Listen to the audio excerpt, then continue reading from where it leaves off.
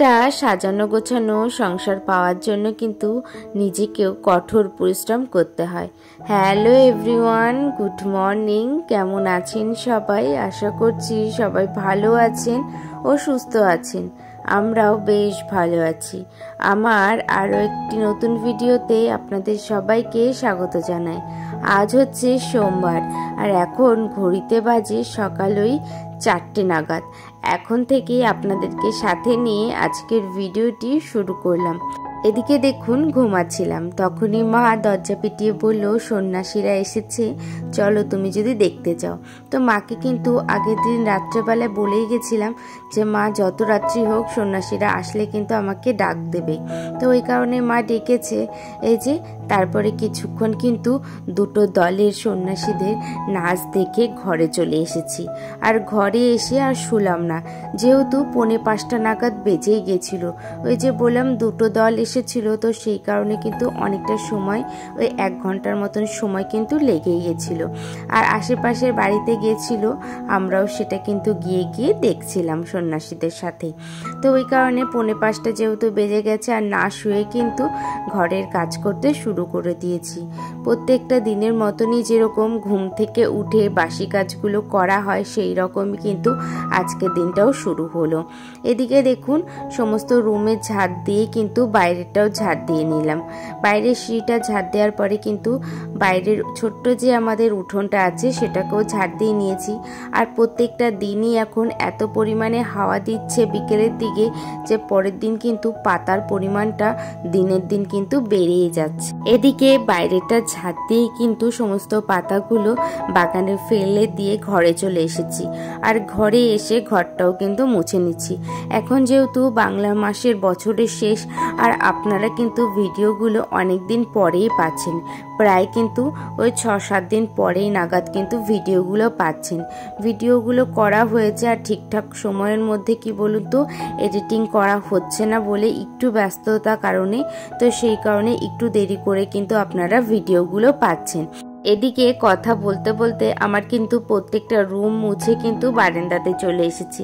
আর বারান্দাটা মুছে কিন্তু বাইরের সিটগুলোকে মুছে একেবারে পেছন দরজা দিয়ে ঘরে চলে এসেছি। আর এরই মধ্যে কিন্তু বাবুও ঘুম থেকে উঠে গেছে।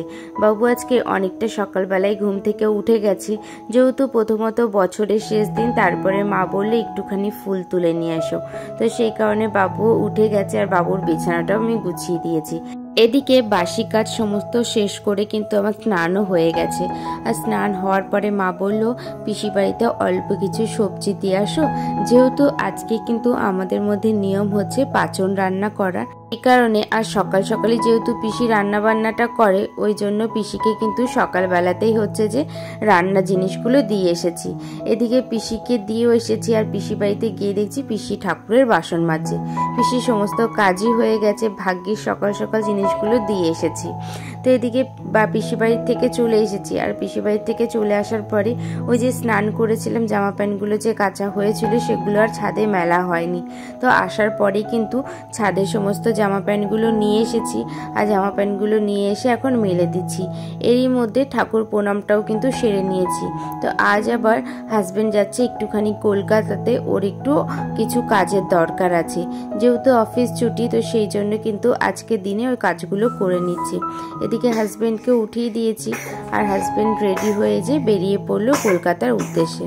তো এত সকালবেলা থেকে আমরা কি করছি, পাচনের আয়োজনটা শুরু করে দিয়েছি।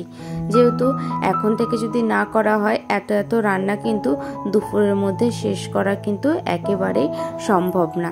এদিকে দেখুন আমি কেটে নিচ্ছি হচ্ছে ইঁচড়, আর দিদি এদিকে কিন্তু সমস্ত ডাটা মানে শাক থেকে শুরু করে ডাটা সমস্ত জিনিসগুলো কিন্তু কেটে নিচ্ছে।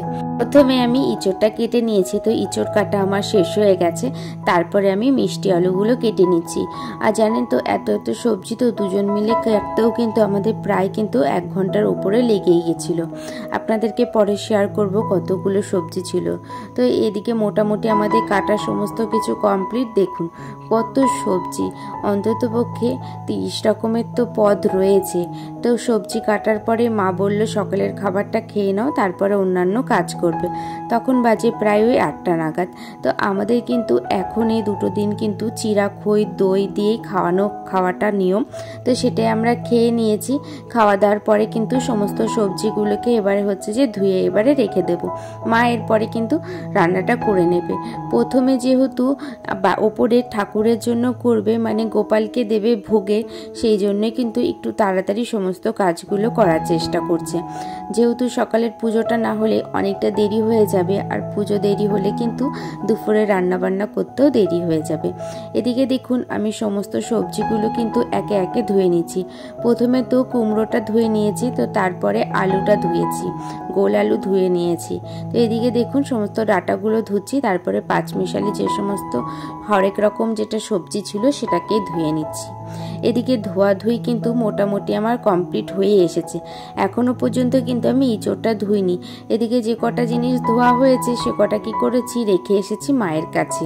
আর ওই যে দেখছেন 5 রকমের যত হরেক রকম সবজি ছিল সেটা ধুচ্ছি, এরপরে কিন্তু ইঁচড়টাও ধুয়ে নেব। তো সমস্ত সবজি আমি ধুয়ে কিন্তু নিচে চলে এসেছি।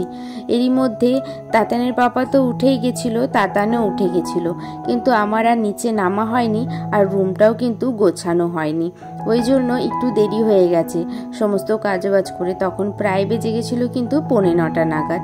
এদিকে নিচে নেমে এসে মশারি টশারি খুলে কিন্তু কাঁথাগুলোকে ভাঁজ করে ওই যে শোকেজের মধ্যে ঢুকিয়ে দিয়েছি।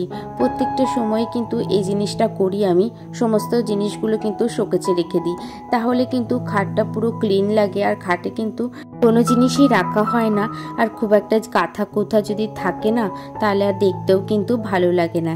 এদিকে দেখুন খাটটাও কিন্তু গোছানো হয়ে গেছে, লাল রেক্সিনটাও আমি পেতে দিয়েছি, আর দুটো বালিশ না একহজকে রেখেছি।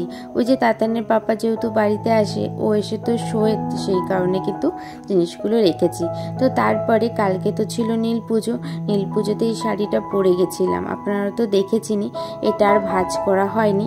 তো যেহেতু এখন সময় আছে আর ওপরে তো মোটামুটি সমস্ত কাজই করা হয়ে গেছে, ওই কারণে এই কাজগুলো কিন্তু আমি নিচে এসে করে নিচ্ছি।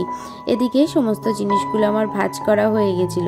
কালকে যে কুর্তি সেটটা দেখছেন এটা পরে তো রাত্রেবেলা আবার বাজারেও গেছিলাম, তো ওই কারণে এই দুটো জিনিসই একটুখানি রোদে দিয়ে কিন্তু আমি ভাঁজ করে হচ্ছে আলমারিতে ঢুকিয়ে দিচ্ছি। এদিকে সমস্ত জামা প্যান্টগুলো আলমারিতে রাখা হয়ে গেছে। তো তারপরে চলে এলাম রান্নাঘরে, ভাবলাম তাতানের খাবারটা করব। তো তাতানের খাবার করতে এসে দেখছি একটা বোতলেও কিন্তু জল নেই। তো সেই কারণে প্রথমে আগে বোতলের জলগুলো ভরে নিচ্ছি, তারপরে হচ্ছে যে তাতানের খাবারগুলো করব। এদিকে চলুন জলের বোতলগুলো আমি ভরে নিই, আর আপনাদের কিছু মিষ্টি মিষ্টি কমেন্ট কিন্তু পড়ে নিই। সোনালী দাস দিদিভাই লিখেছে, অনেক অনেক সুন্দর হয়েছে দিদিভাই ভিডিওটা, আর তোমার ফ্যামিলির মেম্বার হয়ে আমিও কিন্তু খুশি হলাম। থ্যাংক ইউ দিদিভাই, আমার এইভাবেই কিন্তু আমার পাশে থাকার জন্য। ইত্যাদি লিখেছে, তোমার পরিবারের সদস্য হয়ে গেলাম, অপেক্ষায় রইলাম। থ্যাংক ইউ দিদিভাই, এইভাবে কিন্তু আমার পাশে থাকার জন্য। রূপা সাহাদি লিখেছে, খুব ভালো লাগলো দিদিভাই ভিডিওটা। থ্যাংক ইউ দিদিভাই, তুমি প্রত্যেকটা দিনই আমার সাথে থাকো, আর প্রত্যেকটা দিনই কিন্তু খুব মিষ্টি মিষ্টি কমেন্ট করো। দেবীদি লিখেছে, খুব সুন্দর হয়েছে ভিডিওটা দিদিভাই। থ্যাংক ইউ দিদিভাই, এইভাবেই কিন্তু আমার পাশে থাকার জন্য। আর অসংখ্য ধন্যবাদ এইভাবে কিন্তু আমাকে এত সুন্দর সুন্দর কমেন্ট করার জন্য। প্রত্যেকটা দিনই দেখি অনেক দিদিভাইরা আমার ভিডিওগুলো দেখেন, তো থ্যাংক ইউ। এইভাবেই আমার পাশে থাকবেন, আর আগামী দিনেও কিন্তু আমার পাশে থাকার জন্য। তো দেখুন আপনাদের কমেন্ট পড়তে পড়তে আমার কিন্তু অনেকটা কাজই এগিয়ে গেছে। তো প্রথমে জলের বোতলগুলোকে ভরে নিয়ে কিন্তু হচ্ছে টেবিলে রেখে এসেছি সুন্দর করে সাজিয়ে। তো এই যে তারপরে তাতানের খাবারটাও কিন্তু আমি করে নিয়েছি। তাতানের খাবার করার পরে কিছু বাসন হয়েছিল, মানে বাসন বলতে কি, তাতানের খাবার করেছিলাম ওই প্রেসারে, তো সেই প্রেসারটাকে করলাম ধুয়ে নিচ্ছি। এদিকে প্রেসার কুকারটা ধোয়ার পরে কিন্তু রান্নাঘরের সমস্ত কাজগুলো সেরে নিচ্ছি। প্রথমেই হচ্ছে গ্যাসটা মুছে নিয়েছি, আর গ্যাস মোছার পরে বেসিনটাকেও সুন্দর করে মুছে ধুয়ে রেখে দিয়েছি। এরপরে যেহেতু মা এসে পাচন রান্না করবে, তো সেই জন্য এই যে দেখুন মা চলে এসেছে উপরে রান্না করে পুজো টুজো সমস্ত কিছু দিয়ে। তো উপরে সমস্ত কাজ করার পরে নিচে এসে কিন্তু মা পাচনটা বসিয়ে দিয়েছে। প্রথমে যেহেতু সমস্ত সবজিগুলো সিদ্ধ বসিয়েছে নুন হলুদ দিয়ে। তো সিদ্ধ হয়ে যাওয়ার পরে কিন্তু হচ্ছে যে সমস্ত মশলা, তারপরে হচ্ছে ডাল থেকে শুরু করে সমস্ত কিছুই দেবে।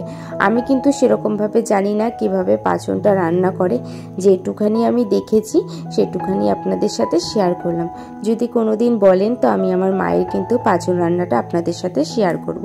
এদিকে আমাদের কিন্তু খাওয়া দাওয়া হয়ে গেছে, আর তারই মধ্যে কিন্তু অনেক বাড়ি থেকে আমাদের বাড়িতে পাঁচন দিয়ে গেছে। মা আগে সবার বাড়ির জন্য কিন্তু বেড়েই রেখেছিল, সেটাকে আবার পরে কিন্তু মা গিয়ে দিয়ে এসেছে। তো এদিকে খাওয়া দাওয়ার পরে বাসনগুলোকে নিয়ে বাইরে চলে এসেছি তাতালে ধুতে। তো এদিকে ধুতে এসে দেখুন আমি, দিদি, তাতান, মা মিলে সবাই মিলে হাসাহাসি করছিলাম। এদিকে আমি বাসনও মাজছি। এরই মধ্যে দিদি আর আমার মধ্যে কিন্তু জল নিয়ে খেলা শুরু হয়ে গেছে। একে ভেজাচ্ছে আর ও আমাকে ভেজাচ্ছে। তো এই করতে করতে দুজনেই কিন্তু পুরো ভিজে গেছি। তো বাধ্যতামূলক কিন্তু দুজনকে স্নান করতে হয়েছে। তো স্নান করে জামা প্যান্টগুলো ছাদে মেলে দিয়ে এসেছি, আর সন্ধে হয়ে গেছে। তো সেই জন্য ঘরে কিন্তু সন্ধেটাও দিয়ে দিচ্ছি। তো আজকের মতন ভিডিওটা আমি এখানেই শেষ করলাম। যদি আমার ভিডিওগুলো ভালো লেগে থাকে তাহলে আপনারা আমার পাশে থাকবেন।